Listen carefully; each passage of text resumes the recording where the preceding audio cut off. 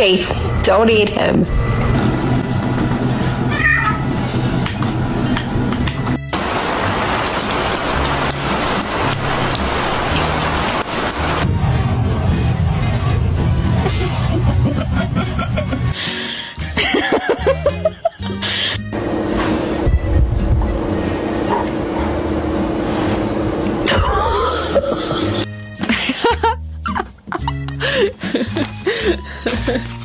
We've just found this 5-week kitten and we've introduced it to Storm, and Storm